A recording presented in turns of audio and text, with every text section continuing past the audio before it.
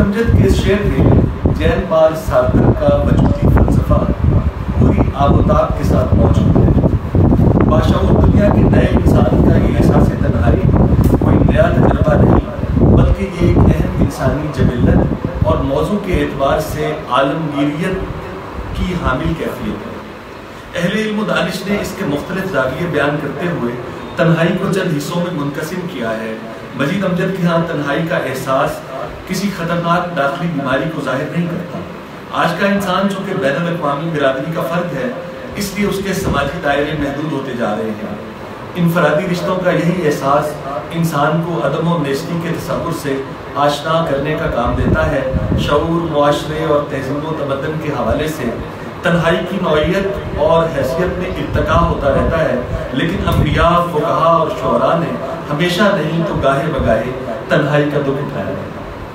دنیا کے ہر ادب اور ادب کی تقریباً تمام اصناف میں تنہائی ایک پسندیدہ موضوع کے طور پر نمایاں رہی ہے۔ اسی احساس تنہائی کی اقسام یعنی تنہائی، لونلینس، علیحدگی، آئسولیشن، اکیلا پن، الوننس، خلوت، سولیٹیوڈ اور بیگانگی، الائنیشن کے کئی رنگ ہمارے شعراء کے ہاں دکھائی دیتے ہیں۔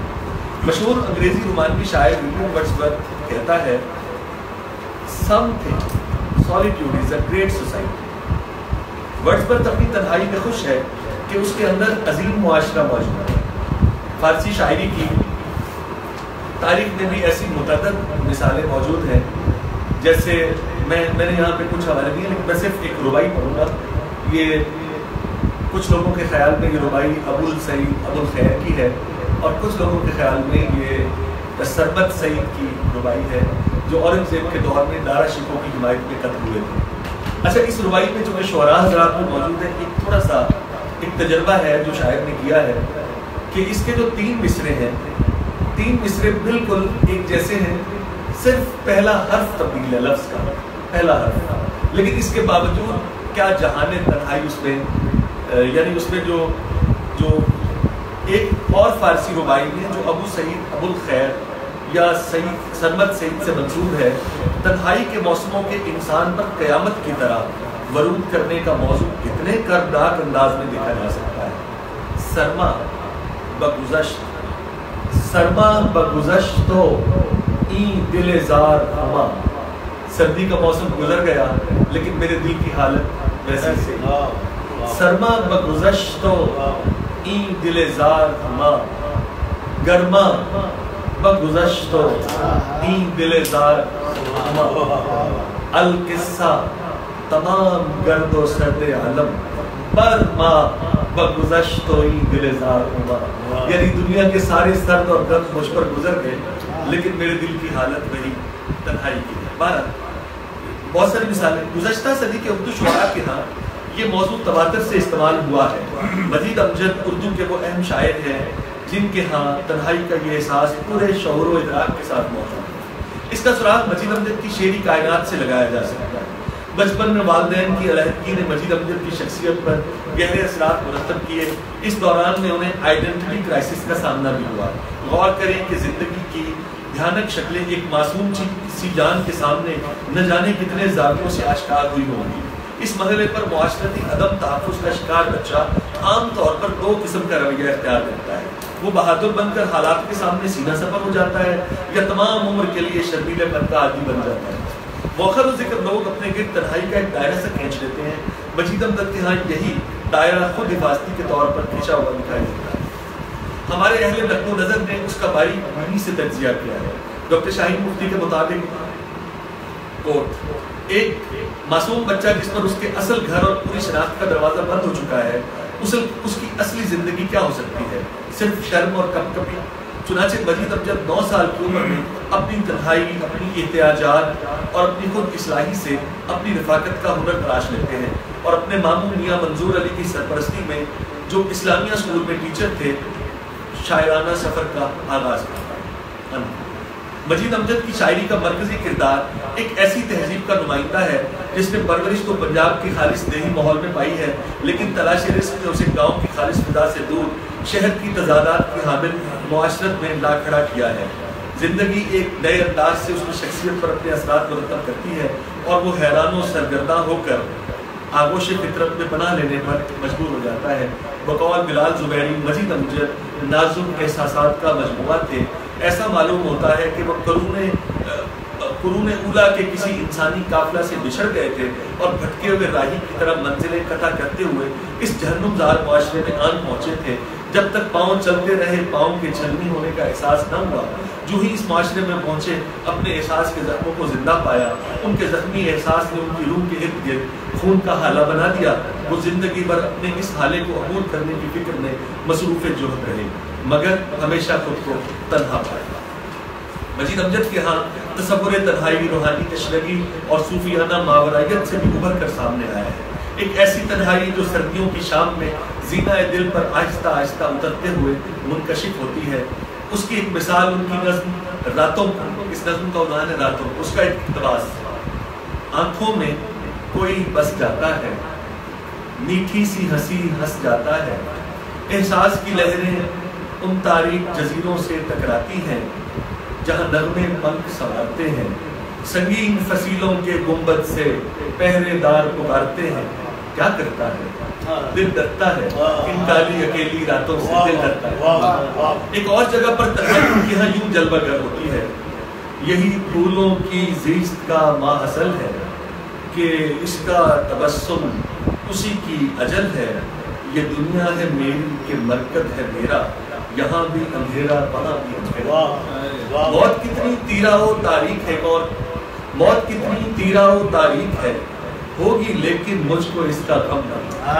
موت کتنی تیرہ و تاریخ ہے، ہوگی لیکن مجھ کو اس کا غم نہیں۔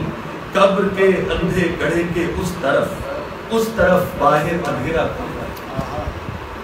مجید امجد کی نظموں میں تنہائی صد رنگ جلوے لیے ظاہر ہوتا ہے۔ اس میں آٹے کے کھلونے بنانے والے مشفق ہاتھ دکھائی دیتے ہیں، تو کہیں گھاس کی گٹھلی کے نیچے معصوم اور روشن چہروں کی یادیں دل میں ماضی کی نبی رات کو کریدتی ہیں۔ تنہائی کی اسی انجمن آرائی میں منقش یادیں اس کے لیے سہانے روح بن جاتی ہیں۔ میری مانند خود نگر تنہا، یہ سراہی میں پھول نرگس کا، اتنی شمع تھی تیری یادوں کی، اپنا سایہ بھی اپنا سایہ نہ تھا۔ دل نے ایک ایک دکھ سہا تنہا، انجمن رہا تنہا، ڈھلتے سایوں میں تیرے کوچے سے کوئی گزرا ہے بارہا تنہا، کہنا یادوں کے برف زاروں پر ایک آنسو بہا تنہا، ڈوبتے ساحلوں کے موڑ پہ دل ایک کھنڈر سا رہا سہا تنہا۔ تخلیقی واردات کے حوالے سے مجید امجد کی کاوشیں اور تجربے انتہائی جانبدار ہیں۔ شب رفتہ کے آغاز میں ابتدائی کے طور پر مجید امجد نے ایک نظم کے 8 مصرے لکھے ہیں، جن کا اگرچہ کوئی عنوان نہیں، اچھا یہ بات بھی کہ پھر ایک طویل نظم کا حصہ بن گیا، لیکن محسوس یہی ہوتا ہے کہ وہ جیسے قاری کو اپنی ذات سے متعارف کروانا چاہتے ہیں۔ مندرجہ ذیل اشعار میں گم سے اندھیرے سے مراد تنہائی ہے۔ ہاں اسی گم سے اندھیرے میں ابھی بیٹھ کر وہ راکھ چننی ہے مجھے، راکھ ان دنیاؤں کی جو جل بجھیں، راکھ جن میں لاکھ خونی شبنمیں، زیست کی پلکوں کی ٹپ ٹپ ٹوٹتی، جانے کب سے جذب ہوتی آئی ہیں، کتنی روحیں ان زمانوں کا خمیر اپنی اشکوں سے پروتی آئی ہیں۔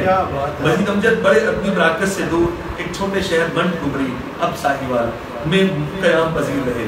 اس کے برعکس فیض احمد فیض، مومن راشد اور میرا جی نے بھرپور مجلسی زندگی بسر کی۔ ان کے آج کے نئے لکھنے والوں نے انہی شعراء کے اسلوب کی پیروی کی۔ مجید امجد کا نام بھی انہی شعراء کے ساتھ لیا جاتا ہے، لیکن ان سے منفرد اور جدا دکھائی دیتے ہیں۔ ان کی شاعری کے اس پہلو کی طرف شہزاد احمد نے اشارہ کرتے ہوئے کہا تھا کہ مجید امجد فیض اور راشد، میرا جی فیض اور راشد نے اپنے اپنے مکاتب فکر کو جنم دیا ہے۔ اس عہد کے بیشتر لکھنے والے ان تینوں میں سے کسی نہ کسی کے پیچھے لمبی قطاروں میں کھڑے ہیں، مگر مجید امجد تنہا ہے۔ اس نے کسی کی تقلید کی ہے، نہ کسی کو اپنی تقلید کرنے کی ترغیب دی ہے۔ یہ تو آپ جانتے ہی ہیں کہ اس کے تلمس کا سلسلہ بھی شروع نہ کیا تھا۔ ایک اد شاعر جس کی نظموں میں اس کے مشورے بھی شامل تھے، اب اپنے علاوہ کسی کی عظمت کو ماننے کے لیے تیار نہیں ہے۔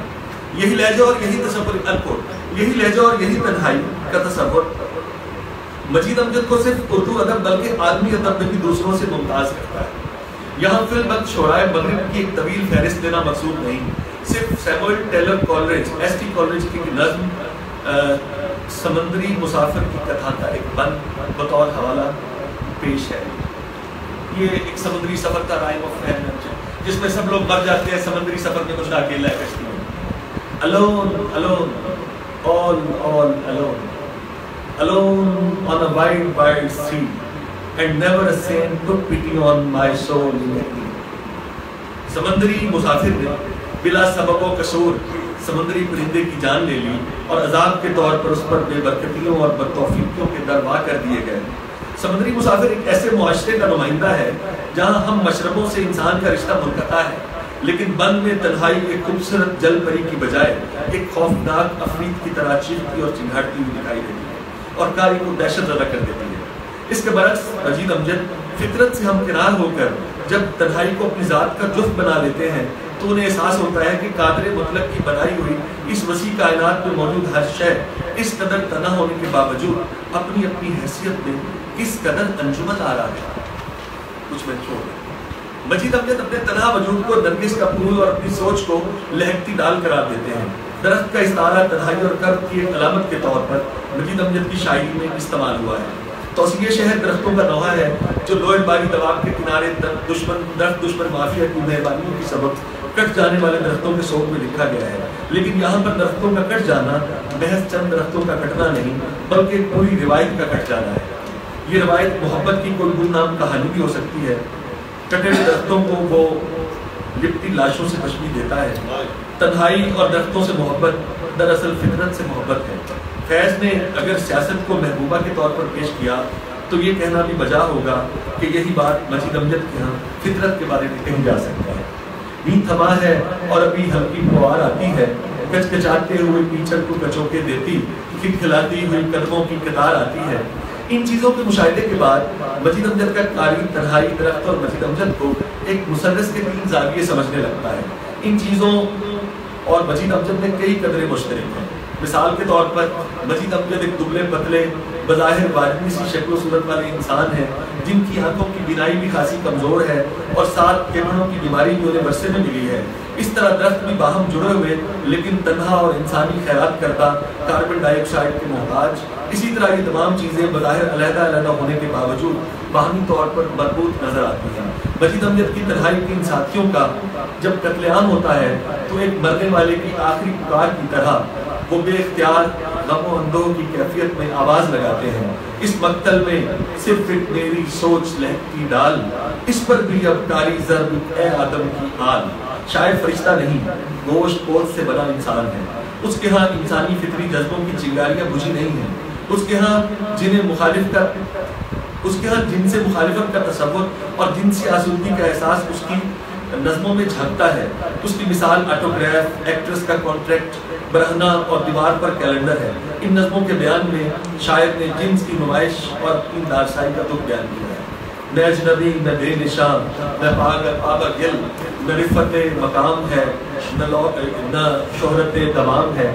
یہ معروف کھلاڑی فضل محمود جو اول کے ہیرو تھے وہ آٹوگراف دے رہے تھے. وہ ایک تصویر چھپی تھی زمانے کے اخبار میں، تو اس تصویر کو دیکھ کے وہ شاعر کے دل میں اپنی تنہائی کا احساس کرتا ہے.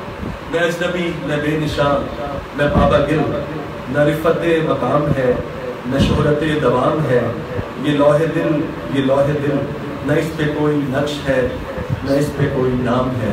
مجید امجد کی شاعری میں بیگانگی کا یہ احساس مختلف نظموں کی شکل میں آتا ہے. یعنی یہ آگے چل کے کچھ حوالے ہیں، لیکن آخر میں مجید امجد نے جس ماحول میں آنکھ کھولی اور اس میں زندگی کی حقیقت ان پر آشکار ہوئی، انہوں نے پہلی اور دوسری جنگ عظیم کے نتیجے میں عالمی کساد بازاری کا قریب سے مشاہدہ کیا تھا. انہوں نے پہلی اور دوسری اس لیے ان کے ہاں نارسائی کا دکھ اور بڑھا. تنہائی کی افریت انہیں زندگی بھر دستے رہے اور وہ خاموش خرامہ زندگی کے جبر کا جستی دستہ تھامے عمر بسر کرتے رہے. مجید امجد کا کمال یہ ہے کہ انہوں نے بڑی مہارت اور وزاداری کے ساتھ تنہائی کو ایک ذاتی اور کائناتی تجربے کے طور پر پیش کیا ہے. وہ ایک ایسے انسانی کارواں کا حصہ ہے جس میں ہر شخص، ہر مسافر دیگر لوگوں کی معیت میں اپنے انت کی جانب رواں دواں تو ہے، لیکن اس کو اپنی تنہائی کا احساس بھی کھائے کرتا ہے. البتہ یہ تنہائی شعوری بھی ہے. میں مختصر کر دیا میں نے, بس ایک بات چھوٹی سی کرنا چاہوں گا, وہ یہ کہ جس سوسائٹی میں ہم لیو کر رہے ہیں یہاں پہ ہمارے ارد گرد لوگوں کا ہجوم ہے, لیکن اس کے باوجود ہم سب لوگ تنہا ہیں. یہ شعوری طور پر اگر اس پہ غور کیا جائے تو وہ اسلم انصاری کا ایک شعر ہے کہ جو دیکھیے تو سبھی کارواں میں شامل ہیں, جو سوچیے تو سفر میں ہر ایک تنہا.